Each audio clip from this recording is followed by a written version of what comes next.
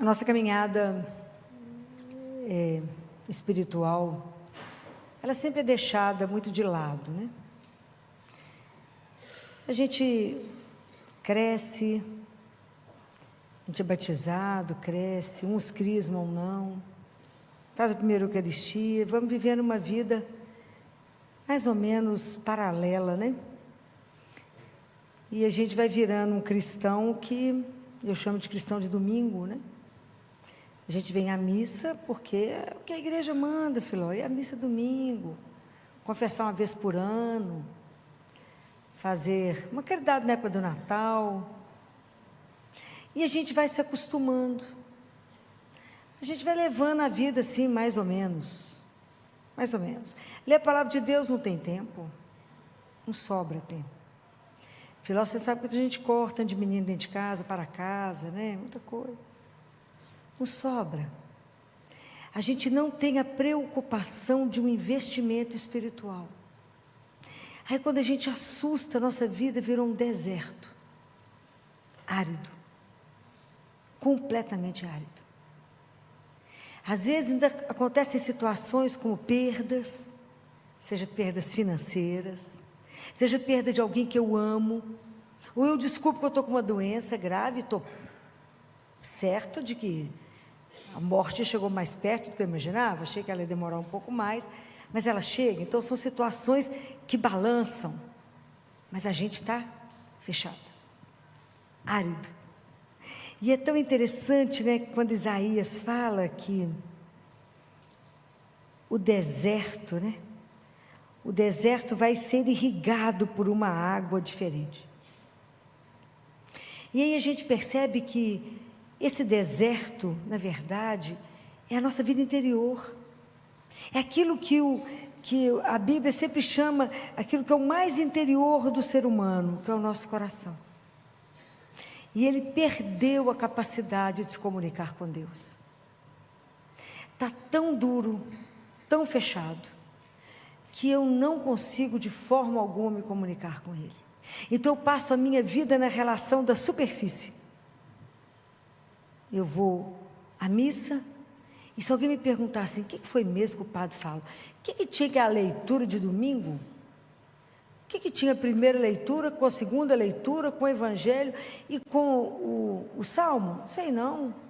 Minha leitura era Isaías. Sei não, não entendi não. Não entendi o que é que ele estava falando. Quando ele dizia, eu fico imaginando Isaías gritando isso, eu falava, quando ele fala, Isaías 35, ele fala, dizei aos corações deprimidos. Gente, isso é de uma força absurda isso. Sede fortes, não temais, eis vosso Deus. Eu fico pensando, qual Deus, gente, que o povo hoje carrega? Qual Deus?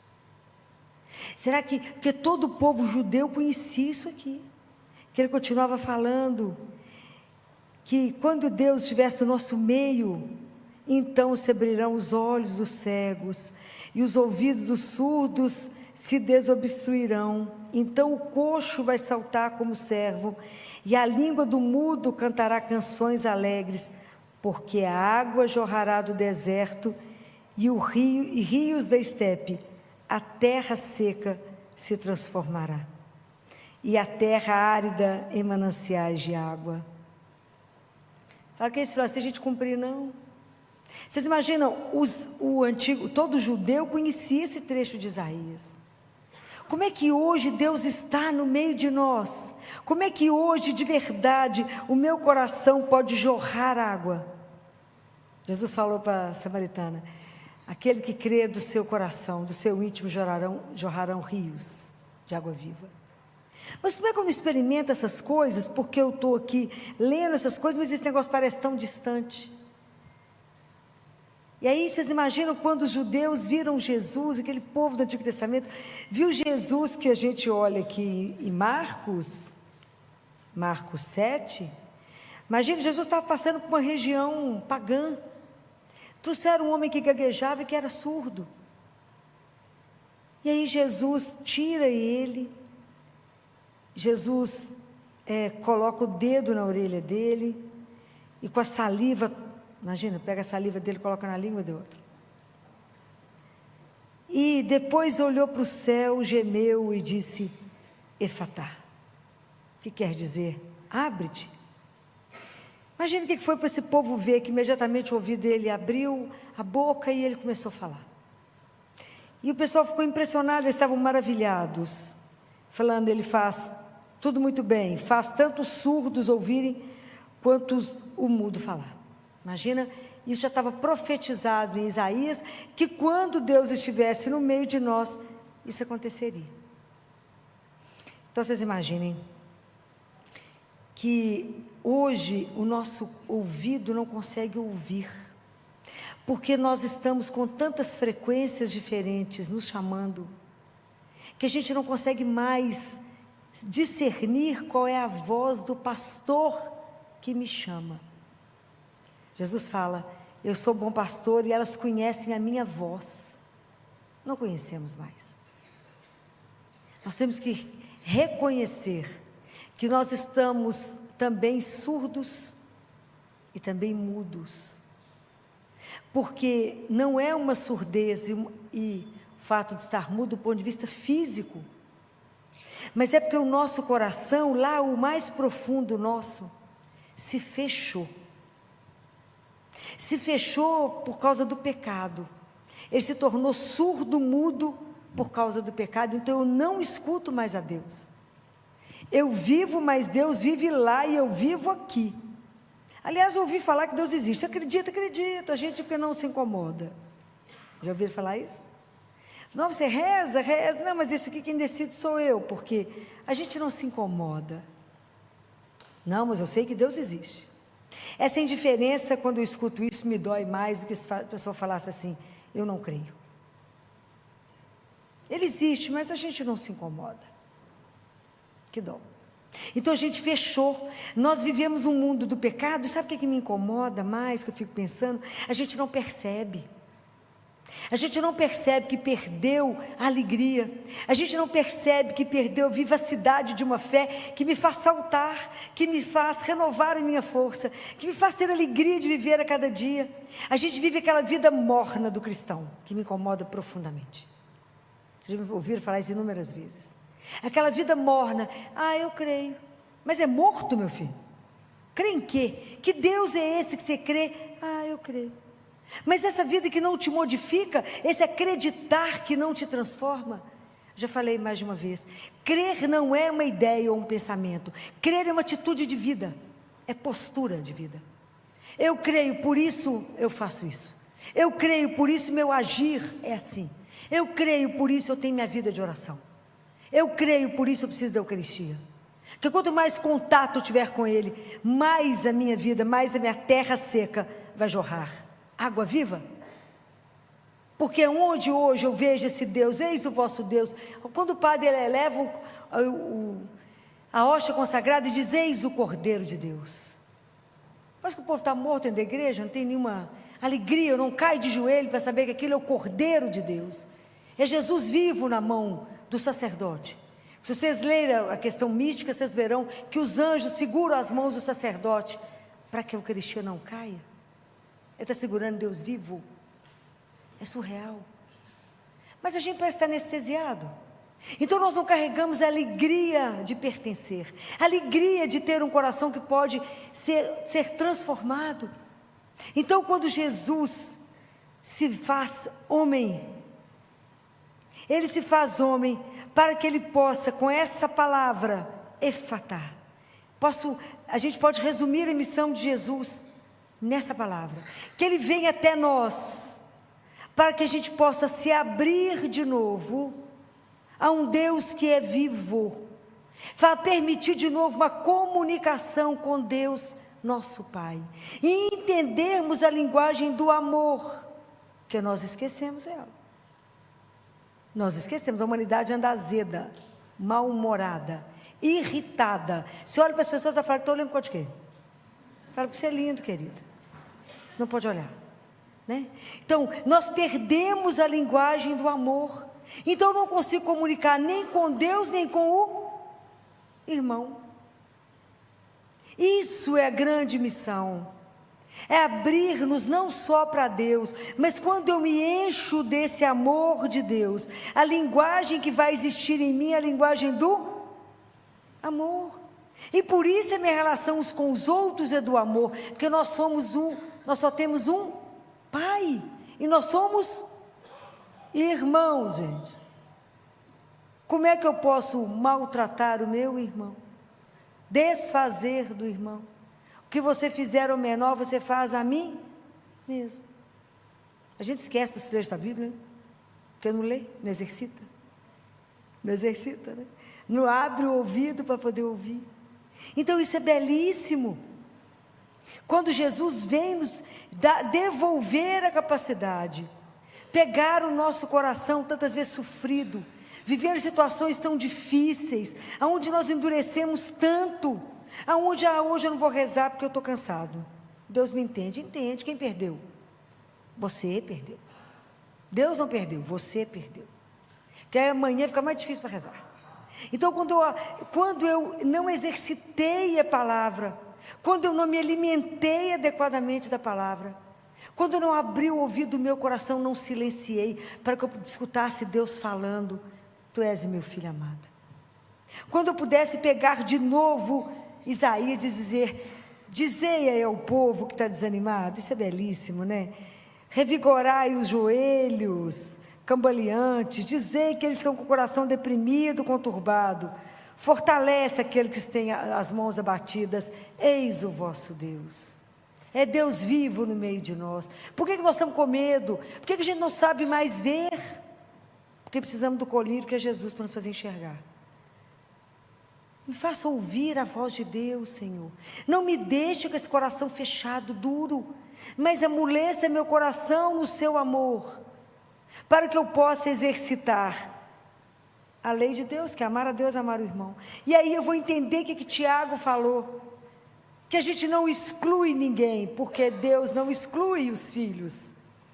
Deus não pega e cuida do rico e fala com o pobre, assim que Tiago falou. Se chegar um rico aqui no meio de vocês, bem vestido, você levanta, arruma uma cadeira, manda alguém sair, põe ele sentado. Se chegar o pobre, você fala, que pode esperar em pé ali, fazendo favor?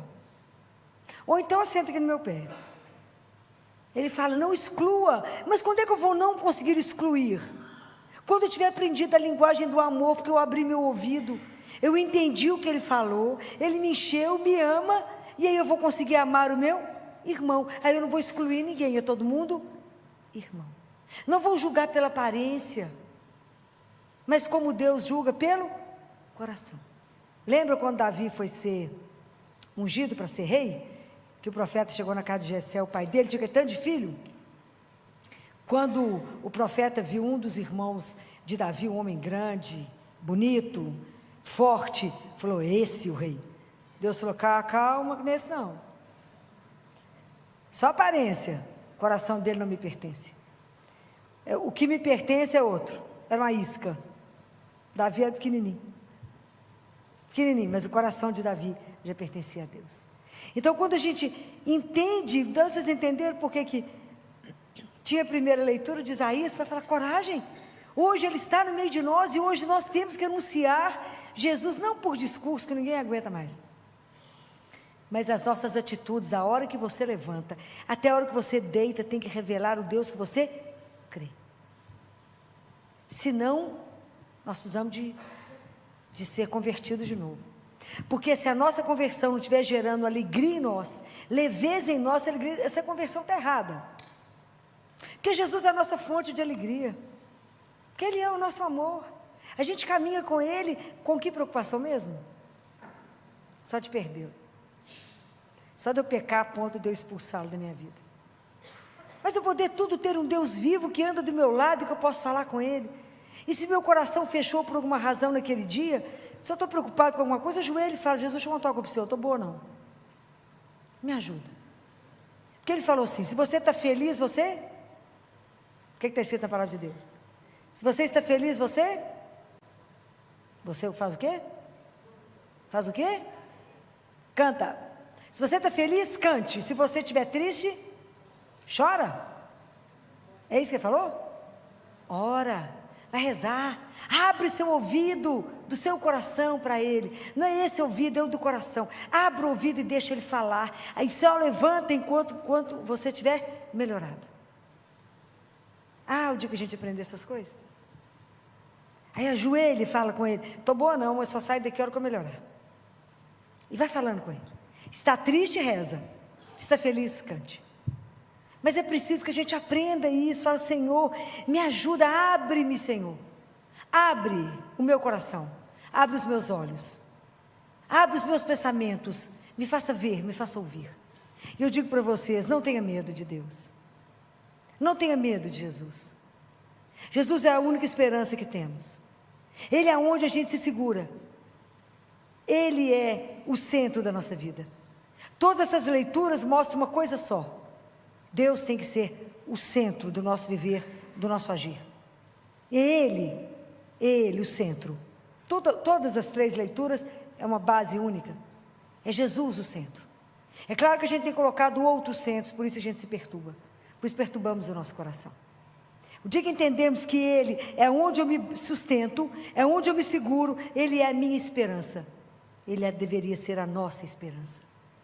Ele é a razão da nossa vida. Ele é o nosso amor. Ele que transforma tudo. Ele que faz o deserto florir. Ele que seja as situações mais difíceis da nossa vida que a gente possa estar vivendo. Faz Jesus no meu coração estar absolutamente fechado, duro. Esfarela Ele, esfarela, para que a água da sua palavra penetre. Que a sua graça possa gerar vida em mim. Que a sua palavra possa germinar e gerar vida. Me ajuda. Então não tenha medo de se entregar a Ele. Não tenha medo de abrir o seu coração a Jesus. Se entreguem a Ele. Se entregue a uma vida sem preço. Se entreguem a Ele.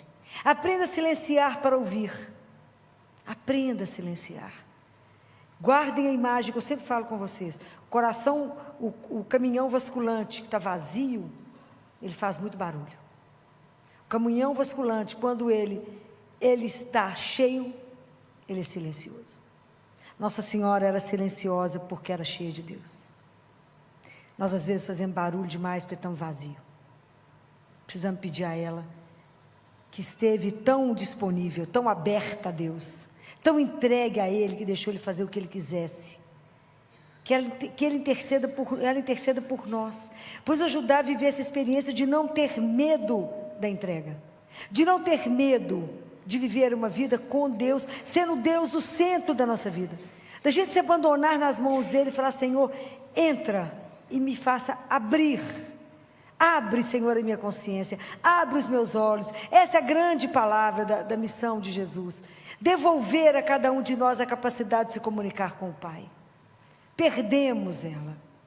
Pelo pecado nós estamos ficando perdidos no mundo, por isso que a gente gira em tantos lugares, por isso que a gente bate em tantos lugares, porque perdemos o essencial, e o essencial da nossa vida é Jesus.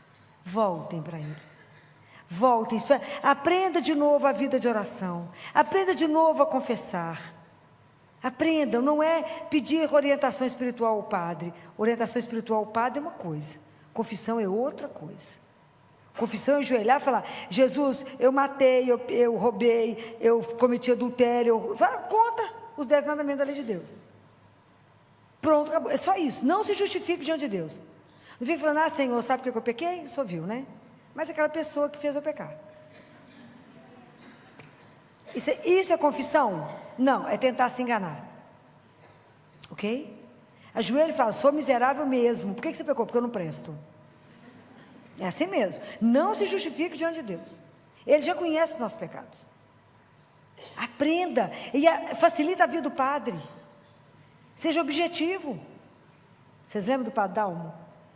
Lembram dele aqui? Saudoso Padre Dalmo, né? Grande amigo. E falava comigo assim: Filó, quando eu vejo uma fila imensa de confissão, quando eu vejo que só tem mulher, eu falo: estou morto hoje. Estou morto porque elas vão confessar o pecado da sogra, do marido, das vizinhas, mas o delas não chega. Agora, quando é homem, é impressionante, Filó, porque eles falam: fiz isso, isso e isso, acabou. Absolutamente objetivos os homens. As mulheres vão enrolando e não chega. Então prestem atenção. Hoje eu posso falar que já morreu, não tem problema. Então, né? Ele falava isso, falou que era amor. Não dou conta. Eu falo, não, tem mulher demais, hoje não vai sair nada. Ele fala, eu vou escutando, as pessoas falam, bem, agora eu vou chegar no seu pecado, né? Vamos pedir a Jesus a graça. Fala, Nossa Senhora, ajuda o meu coração, me ajuda esse coração que está tão duro, tão de aço, que eu já pequei tanto, é tanta coisa que eu nem comento, que não me permite mais ouvir. Então me dê a graça da confissão para tomar um banho de alma, lavar o meu coração, para que a graça de Deus possa chegar e que possa me conferir essa abertura, abrir-me a linguagem desse amor. O dia que a gente entendeu o quanto é amado, o quanto o nosso Deus, que é nosso Pai, só tem um DNA de amor. Então, nós somos filhos, herdamos, e que nós temos que viver no amor. Me ajuda porque meus atos ainda não demonstram amor. Eu ainda sou irritada, ainda sou ciumenta, ainda sou, e tudo mais que vocês quiserem somar. Gananciosa, avarenta, vai mostrando, ciumenta, e aí vai. E esse coração não pode habitar Deus, ué. Não foi isso que ele ensinou. Mas é preciso ouvir isso. Vamos pedir a ela, interceda por mim, Mãe Santíssima, interceda por nós. Senhora, que é a nossa mãe, que quer nos ajudar a caminhar. Nós queremos retomar a linguagem do nosso coração, a linguagem do amor, falar com o nosso Pai, para poder viver com o nosso irmão. Não excluir ninguém, mas ter força e coragem, né? Fortalecer os nossos joelhos, acalmar a nossa alma, fortalecer as nossas mãos e dizer, nós temos um Deus que não nos desampara, que caminha conosco, que está junto de nós todos os dias, que ainda nos alimenta, nos sustenta pela palavra e pela Eucaristia. Então que a nossa vida, de verdade, dê testemunho desse Deus extraordinário e que é vivo. Então que quando vocês virem o Cordeiro de Deus, lembrem dessa palavra de Isaías e fala, eis o nosso Deus, eis aquele que fortalece, que revigora o meu joelho e que transforma o meu coração.